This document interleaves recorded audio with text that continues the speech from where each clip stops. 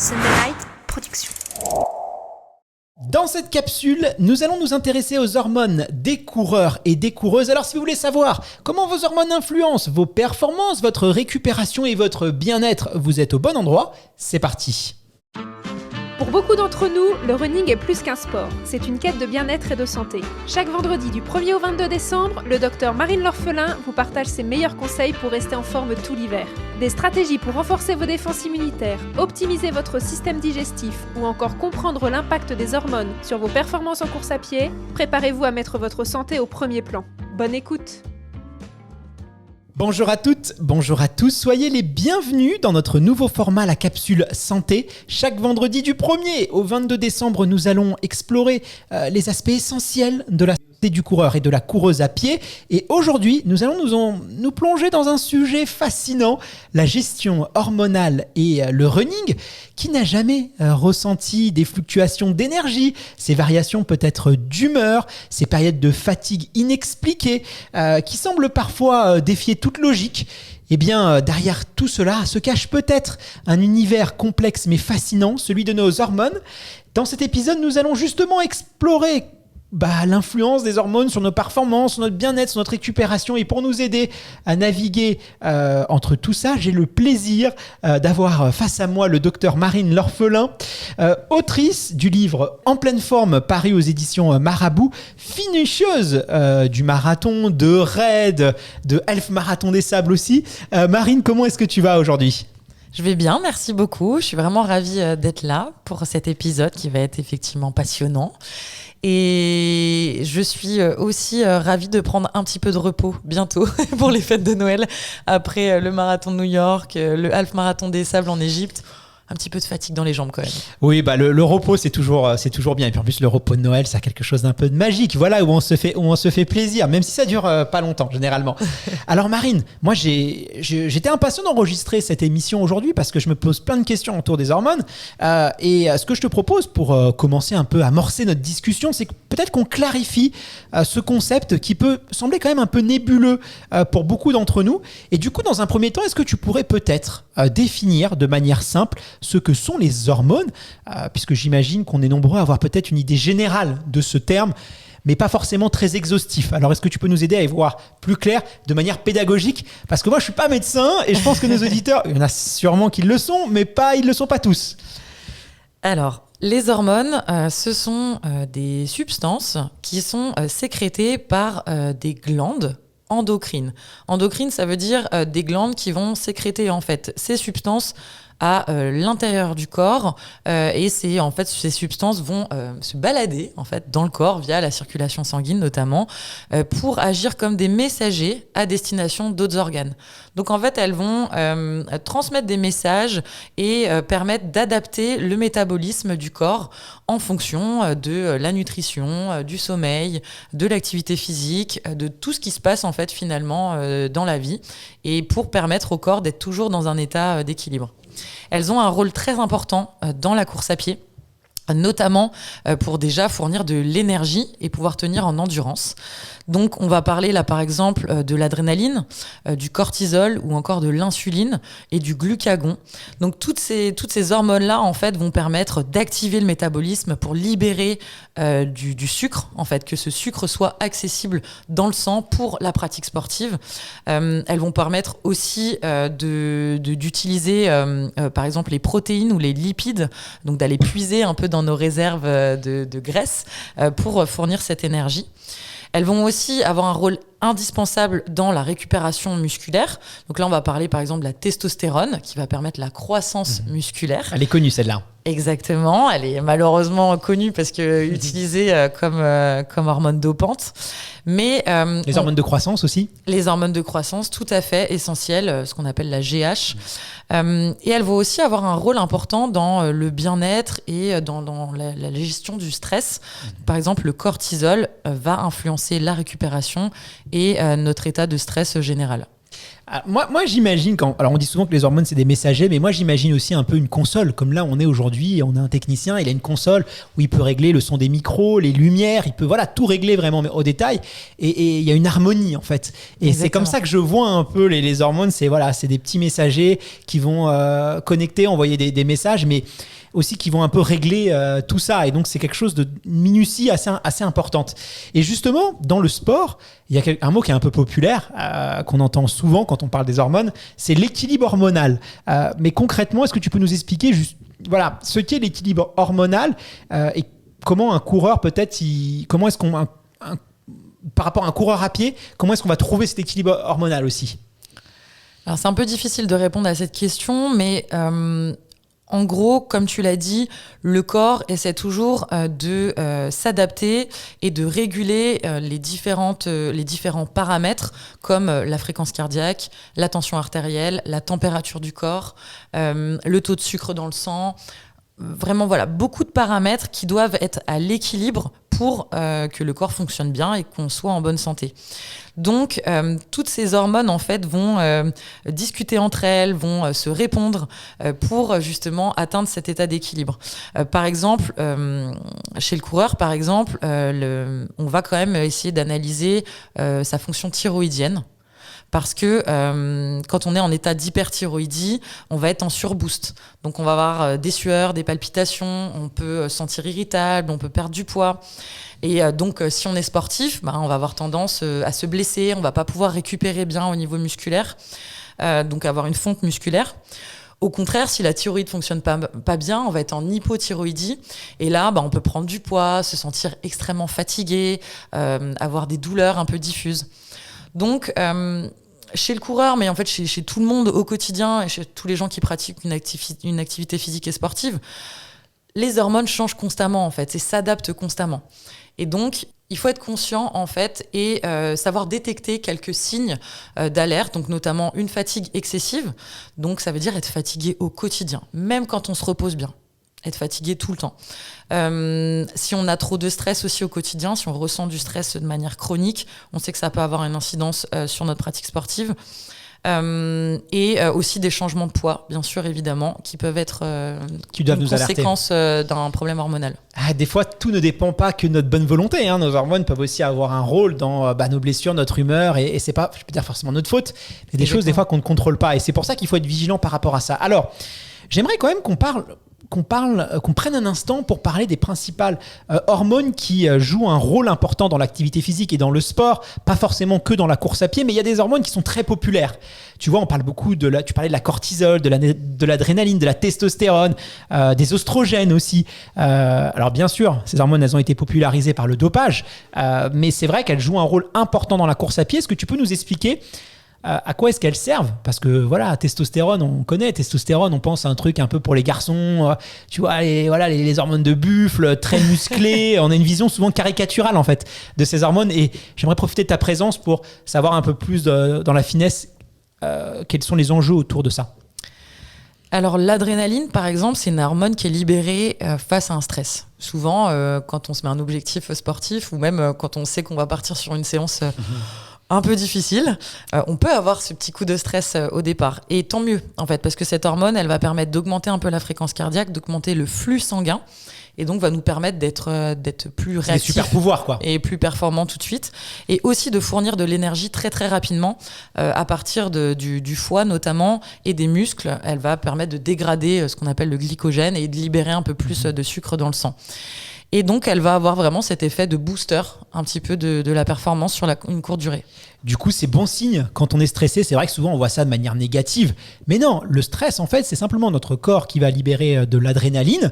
Et cette adrénaline va nous permettre d'aller puiser en nous un maximum de force, d'énergie, de dupliquer un peu nos forces.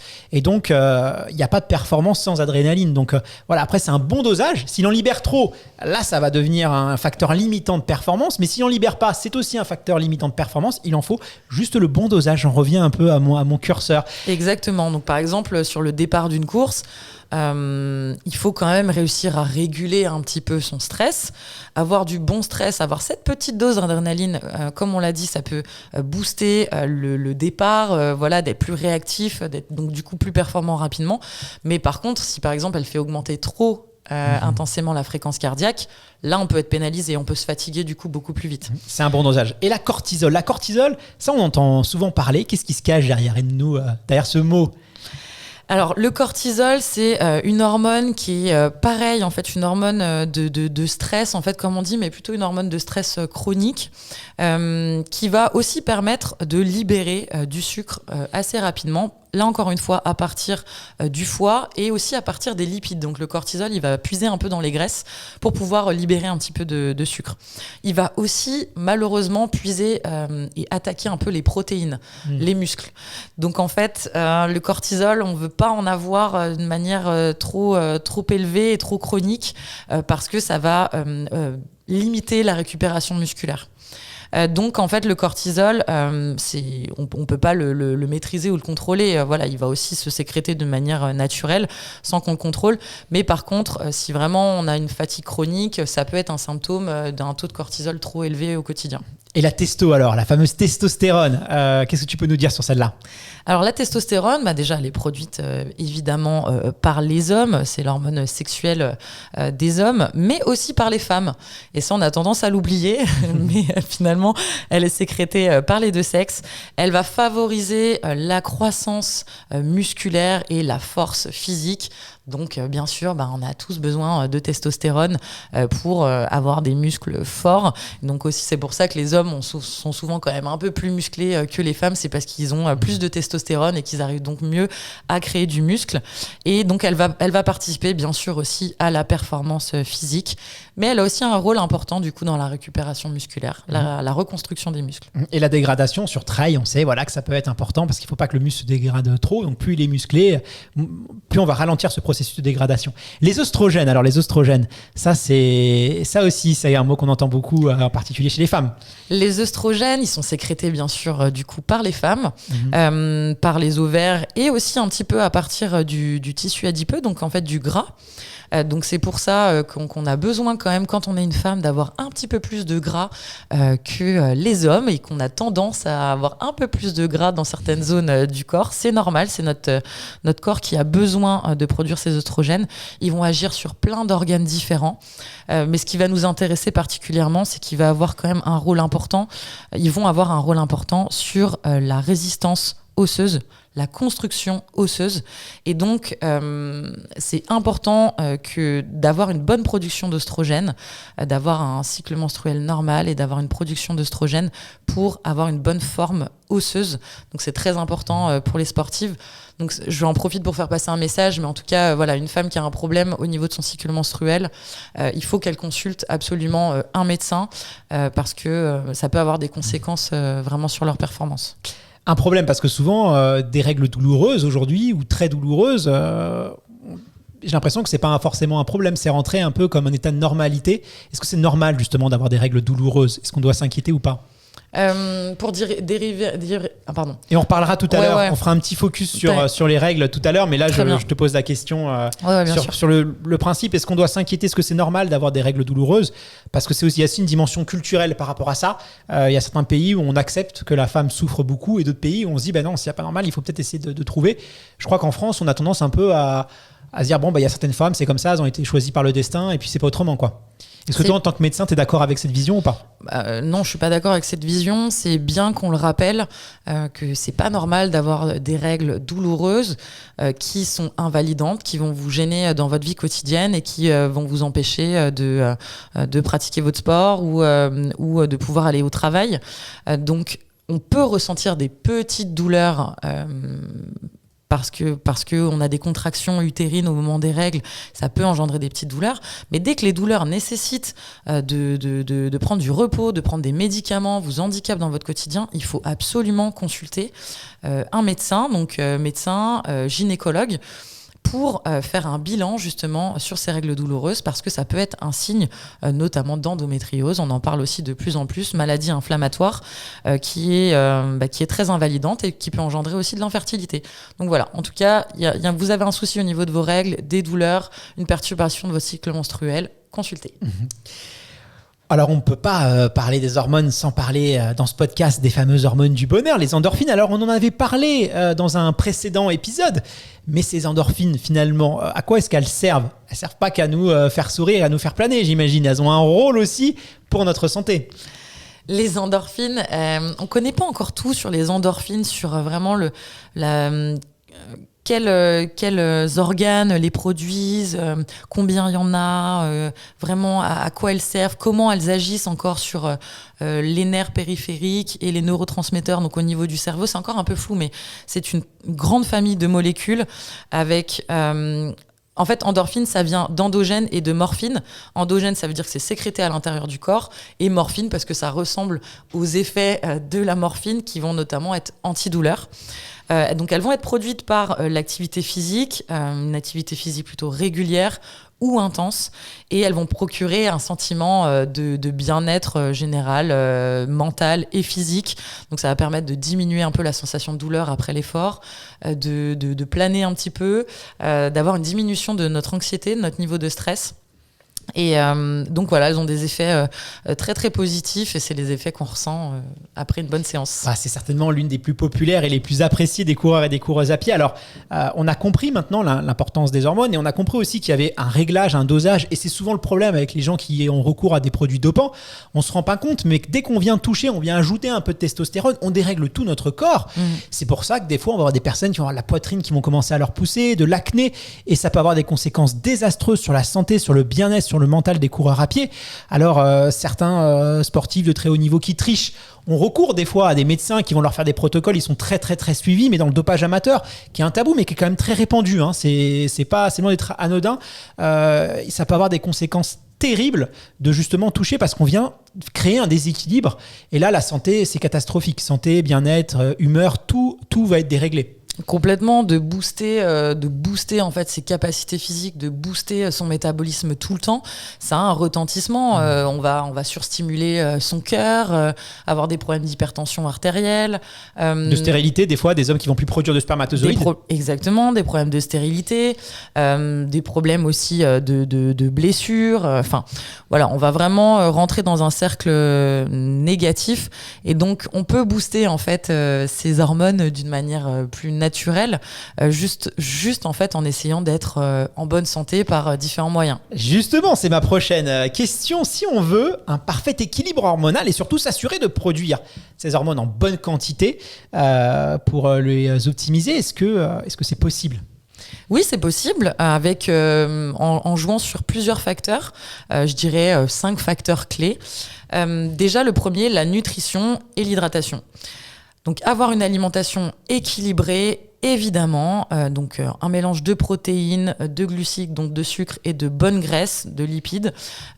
Attention à l'excès de sucre, qui va déréguler l'insuline et le glucagon. Donc on a vu que ces hormones-là, elles jouent sur la libération du sucre dans le sang et sur le stockage aussi des graisses.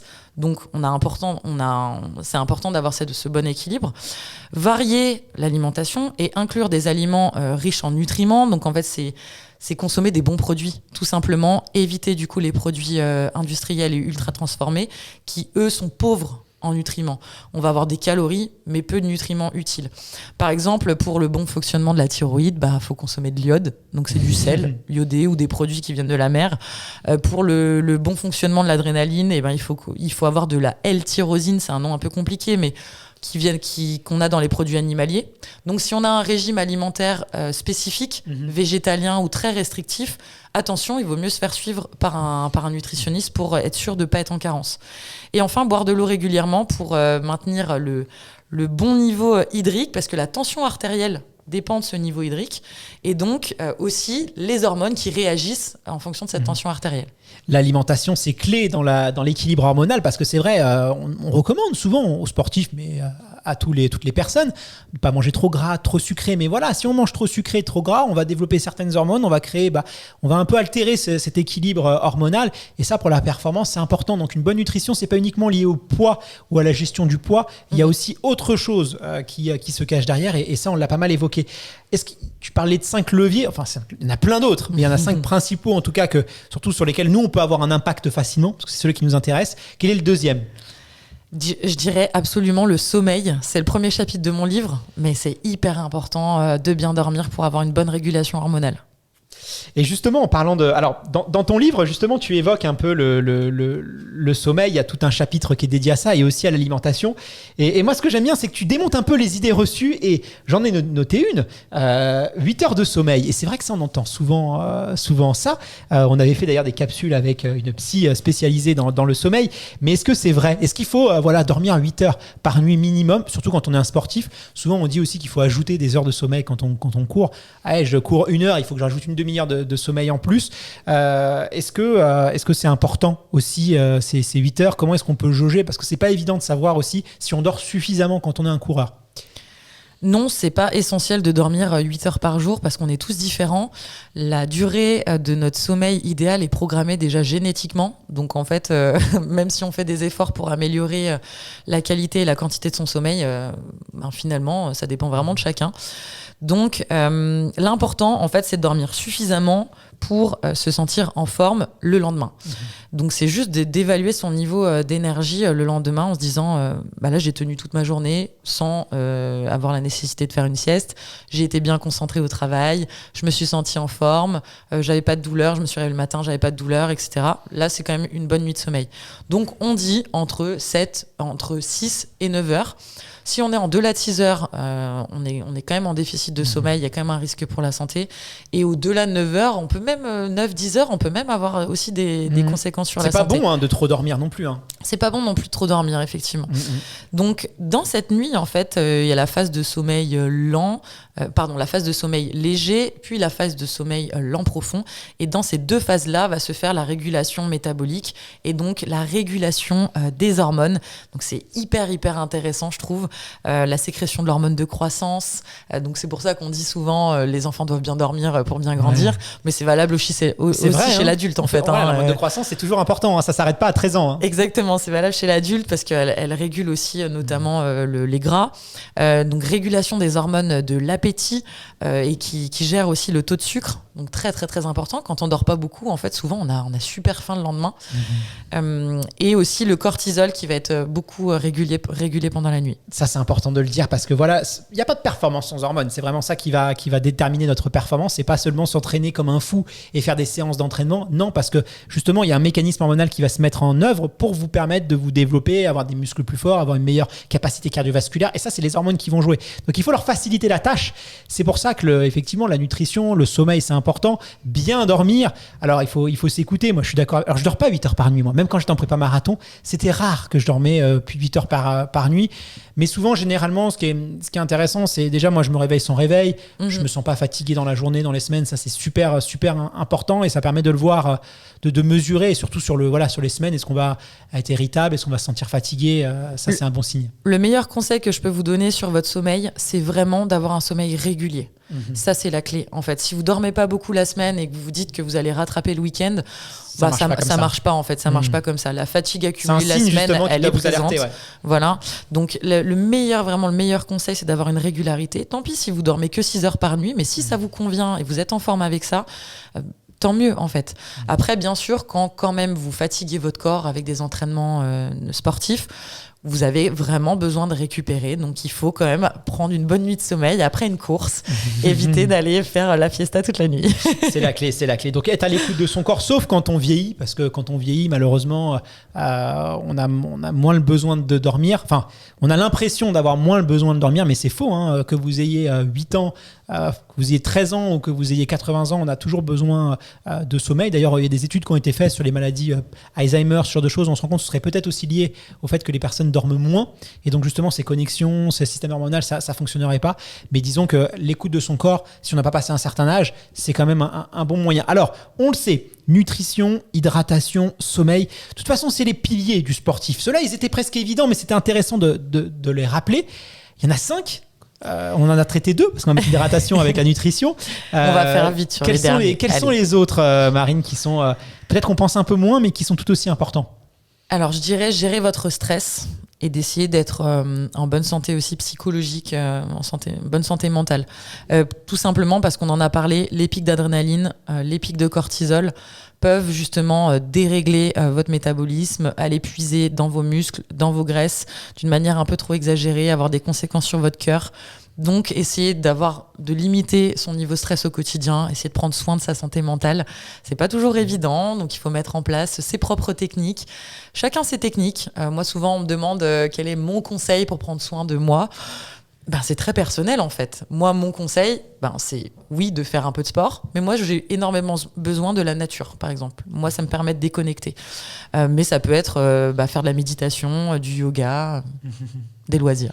Bon, quand on aime la nature, on peut courir en nature, on peut avoir un chien. C'est bien aussi pour aller faire des balades comme ça dans la nature, mais c'est bien. Au moins, c'est assez facile à mettre en main, mais c'est un peu comme quand on dit tout à l'heure, si on mange trop sucré, trop gras, on va sécréter certaines hormones qui vont dérégler un peu tout ça. Pareil pour le stress, si on est trop stressé, cortisol, et du coup, ça va encore déséquilibrer ce système-là. Donc, c'est exactement le même principe.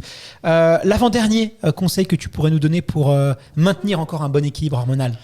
Je dirais d'avoir une pratique structurée et un peu adaptée à votre niveau.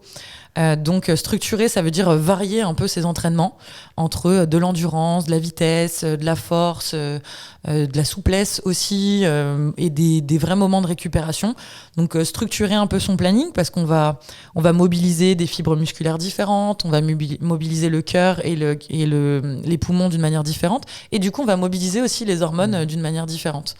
Et éviter l'excès d'exercice à trop haute intensité qui peut vraiment aller trop puiser en fait, engendrer trop de pics hormonaux et aller trop puiser dans les réserves. Ça, voilà, c'est vraiment, ça épuise, quoi. Alors ça, c'est souvent une erreur que font beaucoup de coureurs amateurs. C'est-à-dire, tiens, je vais aller courir, j'ai mon petit parcours autour de la maison, j'ai un petit parcours de 7-8 km, et puis je vais essayer chaque jour de battre mon record. Hier, j'ai fait 28 minutes, je vais essayer de faire 27, je vais essayer de faire 25. Et donc, ils sont tout le temps à bloc. Ça, c'est une erreur, une très grave erreur, parce que déjà, vous n'allez pas progresser, vous allez créer des déséquilibres hormonaux. Même les athlètes de haut niveau, aujourd'hui, l'entraînement à intensité, c'est 20%, 80% des entraînements que font les plus grands champions de course à pied, c'est de la basse intensité. Il faut courir doucement pour pouvoir courir vite. Et ça, c'est quelque chose que ne font pas généralement les coureurs amateurs. Dites-vous que 80% de l'entraînement, c'est du footing en aisance. Et c'est ça qui est important. C'est quelque chose que j'ai appris en pratiquant la course à pied, en discutant avec des pratiquants depuis plusieurs années, avec des spécialistes aussi du sujet.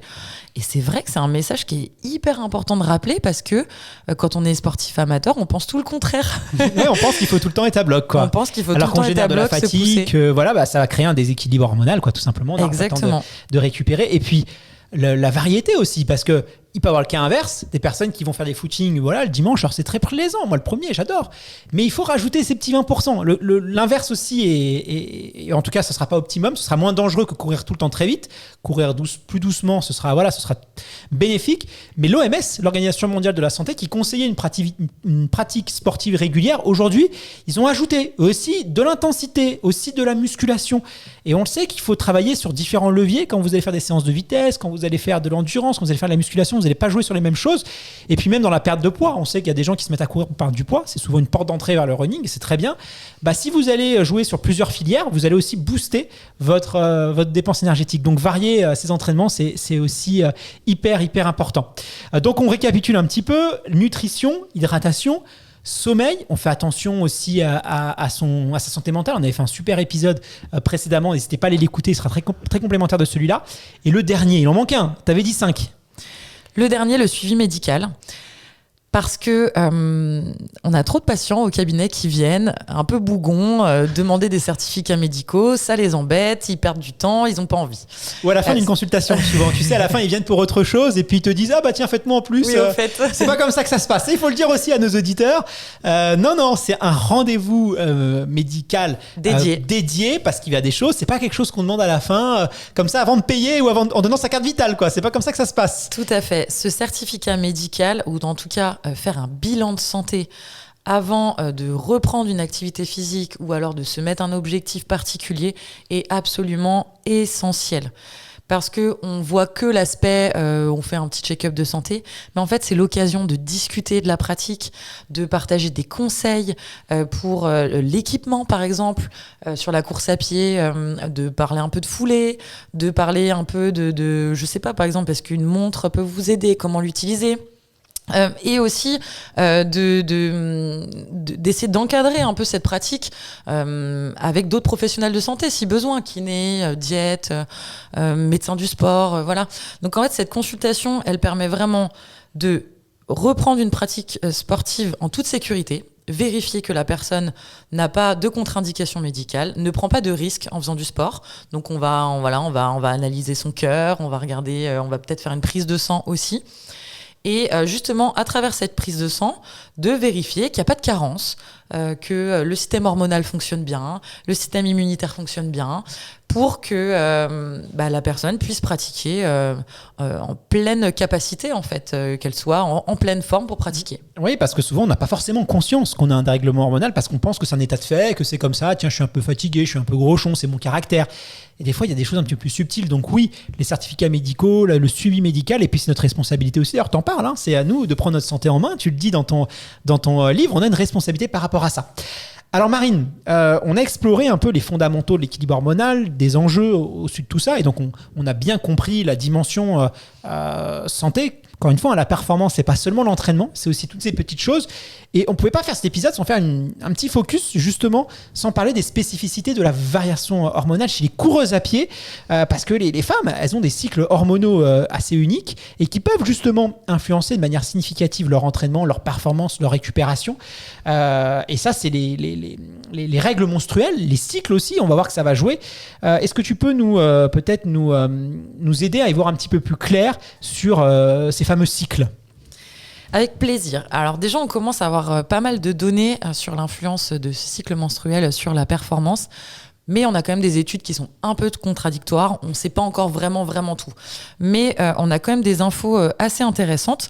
En fait, déjà, le cycle menstruel, il se répartit en plusieurs phases où les taux d'hormones sécrétés changent entre les œstrogènes et la progestérone. Donc, on a un début de cycle qui commence au premier jour des règles. Les menstruations, c'est finalement vraiment le début de votre cycle menstruel. À ce moment-là, le taux des hormones est très bas. Les œstrogènes et la progestérone. Par contre, on a une sécrétion de testostérone qui, du coup, relativement par rapport aux autres hormones, est un peu plus élevée. Et donc à cette phase-là, on peut avoir des douleurs, on en a un petit peu parlé, liées à ces règles. Donc ces douleurs-là peuvent être parfois handicapantes pour la pratique. Donc il n'y a pas de contre-indication à pratiquer pendant les règles, mais si jamais vous avez des douleurs, ça peut être quand même un facteur limitant. Parfois aussi, pendant les règles, on peut avoir des troubles digestifs assez faciles, et on peut se sentir aussi beaucoup plus fatigué, déjà parce qu'on perd du fer, quand on saigne, on perd du fer, donc ça peut fatiguer, et on est un peu irritable, on dort moins bien, donc on a quand même une sensation un peu de fatigue générale. Donc c'est vrai que dans cette phase-là, on a quand même une diminution de la performance. Les études le montrent. On ne sait pas encore vraiment à quoi c'est dû, mais ça peut être un mélange de tous ces facteurs-là, en fait. Des petits désagréments physiques, de cette fatigue, et aussi du taux de sérotonine qui est plus bas. On le sait, la sérotonine, c'est un neurotransmetteur positif, un booster, et en fait, on n'a pas le moral à cause de cette baisse de sérotonine, donc on peut avoir un peu aussi la flemme de s'entraîner. C'est pas notre faute, hein. On n'est pas flemmard, ou on n'est pas, c'est aussi hormonal, quoi. C'est hormonal complètement. Donc dans pas se culpabiliser. Exactement, faut pas se culpabiliser. Dans cette phase-là, moi, ce que je recommande, c'est tout simplement d'adapter sa charge d'entraînement à ses sensations physiques et à son niveau d'énergie. Donc ça peut être l'occasion de faire des séances un peu moins difficiles, un peu plus courtes, d'augmenter aussi un peu son temps de récupération. Alors là, j'aimerais qu'on insiste un peu sur ces phases. Parce qu'aujourd'hui, tiens, une coureuse, elle veut faire un marathon. Qu'est-ce qu'elle fait ? Elle va sur le site du marathon de Paris, elle prend un plan qui est un plan générique. On va pas se mentir, aujourd'hui, les plans d'entraînement, ils sont essentiellement faits pour les hommes. Et donc, on ne prend pas forcément en compte dans la construction du plan ces différentes phases. Est-ce que vraiment mettre à ce moment-là de la saison, de la semaine, cette séance, si la personne a ses règles, tout ça, c'est ce qu'on appelle l'adaptabilité, la personnalisation du plan. Et c'est pour ça qu'elle est importante chez les femmes, même s'il y a beaucoup d'individus. Voilà, les femmes vont pas toutes réagir en fonction de leurs règles. Elles sont toutes très différentes, mais néanmoins, on a quand même certaines phases où on sait elles sont plus propices aux entraînements intensifs, d'autres plus peut-être propices à des entraînements, à des footings plus légers. Et donc, c'est important d'adapter aussi son plan d'entraînement à son cycle menstruel si, encore une fois, la femme, elle est concernée. Je pense que c'est l'avenir de la gestion de la performance en fait et de la gestion des entraînements que de prendre en compte tous les événements de la vie, dont le cycle menstruel pour les femmes. Donc on l'a dit, au début du cycle, pendant les règles, c'est un peu compliqué parce que les symptômes physiques, parce que baisse de motivation et baisse d'énergie. Par contre, quand on avance dans le cycle et qu'on est dans la phase folliculaire, où en fait les ovaires travaillent beaucoup et vont aller jusqu'à l'ovulation, on est dans une phase up. On est dans un moment où les hormones du coup augmentent et donc on a en fait un meilleur effet de l'entraînement à ce moment-là parce que ces hormones vont être anabolisantes, elles vont permettre la construction des muscles. On a une meilleure utilisation du sucre en fait. On arrive mieux à avoir du sucre pour s'entraîner et une meilleure motivation aussi. Et donc, on va mieux réussir à s'entraîner. Donc, c'est la période vraiment propice. C'est la top période pour les séances intenses. Voilà, exactement. C'est la top période pour l'entraînement intensif, les fractionnés difficiles. Se mettre des grosses séances à ce moment-là. Donc, on est entre le 5e jour du cycle et à peu près le 14e, 15e. Les athlètes de haut niveau, justement, elles ont cette construction du plan d'entraînement qui est très personnalisée. Et aujourd'hui, ça se développe de plus en plus chez les sportifs amateurs. Et donc, on voit que aussi les cycles menstruels, ça peut aussi être une force pour certaines séances. Et même d'ailleurs, et là, on en revient un peu au sujet des hormones. On le sait aussi, même les femmes enceintes, par exemple, au tout début de la grossesse, souvent, on entend des femmes qui ont fait des prépas marathon et puis elles apprennent qu'elles tombent enceintes pendant la prépa. Puis elles se rendent compte même qu'elles vont des fois battre leur record parce qu'on sait qu'au début de grossesse, il y a tout un système. D'ailleurs, dans les années avec l'ex-URSS, à l'époque, dans les JO, on faisait tomber enceinte. C'était un peu plus tragique. On faisait tomber, après on les faisait avorter parce que c'était un dopage naturel. Et là, j'en reviens au fond de cet épisode, c'est qu'on se dit là, elles ne sont pas mieux entraînées, elles n'ont pas fait des séances plus intenses. Juste avec un bon équilibre hormonal, on voit que la performance peut être affectée. Donc, il faut vraiment que les coureurs s'intéressent à ça et c'est très important. Est-ce que tu as d'autres conseils à donner, peut-être à nos auditrices qui voudraient un peu plus adapter justement leur entraînement à ces fluctuations hormonales? Je dirais déjà tout simplement écouter son corps en fait, apprendre à se connaître parce que le cycle menstruel est propre à chacune, même s'il a une structure à peu près similaire. On a parlé de nombre de jours, de phases de cycle, mais en fait c'est très très personnel. Nos changements d'humeur, notre niveau d'énergie, nos troubles du sommeil, nos règles, des douleurs ou pas, c'est très très personnel. Donc apprendre à connaître son cycle menstruel, à connaître en termes de jours, à connaître les symptômes et donc adapter tout simplement notre entraînement à notre corps, tout simplement. Avoir une bonne hygiène de vie aussi à côté, évidemment, mais ça c'est valable pour tout le monde. Mais c'est vrai que quand on est en période de règles, par exemple, parfois on a envie de junk food ou on a du mal à dormir. Donc il faut quand même essayer de prendre soin de soi à ces phases-là pour ne pas gâcher les effets bénéfiques d'un entraînement parce que on a 3 jours au début du cycle où on mange n'importe quoi. Et je veux pas culpabiliser, mais c'est juste être conscient en fait de ces mécanismes-là. En prépa de course, de compétition, soyons vigilants par rapport à ça. Ouais, on peut être vigilant en fait par rapport à ça. Et après, quand ça on peut jouer sur la performance. Faire plaisir. Exactement. Et puis voilà, je l'ai dit tout à l'heure, mais vraiment se faire suivre quand on est une femme et qu'on est sportif, qu'on a envie de performance ou qu'on est une sportive de haut niveau, je pense que ça vaut le coup de prendre conseil auprès des médecins. Merci beaucoup Marine pour cet échange, ça a été hyper intéressant. Quels sont selon toi les éléments clés à retenir sur l'équilibre hormonal, sur la gestion de nos hormones en tant que pratiquant de course à pied? Les éléments clés de cet épisode, ce seraient lesquels selon toi? Je dirais prendre soin de soi au quotidien et absolument de son sommeil. Pour la gestion hormonale, le sommeil, c'est quand même un élément, un pilier. Et avec notre assiette, quand même, avec l'alimentation, vraiment. Sommeil, alimentation, pilier de la bonne régulation hormonale. Faire un bilan médical avant de se mettre à la pratique sportive ou parce qu'on a des symptômes qui traînent un peu. Ça peut être juste une fatigue un peu chronique ou parce qu'on se met un objectif particulier en sport. Bilan médical, prise de sang, quand même, vérifier s'il n'y a pas de carence, vérifier s'il n'y a pas de troubles hormonaux. Et je dirais pour les femmes, être consciente de son cycle menstruel, de nos sensations et adapter les entraînements comme on l'a dit. Et des fois, on a l'impression qu'on progresse plus, on s'entraîne très dur, on se dit mais je comprends pas, je fais des grosses séances et ça marche pas, j'ai l'impression de stagner, j'ai l'impression de plus évoluer. Mais des fois, c'est simplement parce que peut-être que l'alimentation va pas, qu'il y a un petit déséquilibre hormonal et donc ça peut venir de là. C'est vraiment l'élément clé. Tout n'est pas, la performance ne résulte pas uniquement de notre capacité à nous entraîner dur, c'est multifactoriel et même la motivation. Moi, je sais par exemple que je suis un petit peu, je vais pas dire que je suis accro au sucre, mais j'aime bien, voilà, je suis un peu gourmand, le chocolat, ce genre de choses. Et j'ai remarqué aussi que quand j'avais une alimentation un peu plus riche en sucre ou même en gras, je suis moins motivé pour m'entraîner. Et dès que j'ai une hygiène de vie, la motivation, ça va beaucoup jouer. Donc tout est vraiment lié aux hormones. Il ne faut pas hésiter à travailler sur ce levier-là. C'est un vrai facteur de performance. Je rappelle ton livre. Tu donnes tous les conseils sur la nutrition, sur le sommeil, sur l'équilibre hormonal. Voilà, c'est en pleine forme. Superbe idée cadeau aussi pour les fêtes de fin Noël, les fêtes de fin d'année. Marine, on se retrouve dès vendredi prochain pour une nouvelle capsule santé et dès lundi pour un nouvel épisode de l'En tête d'un coureur. Je te dis à très vite. À bientôt.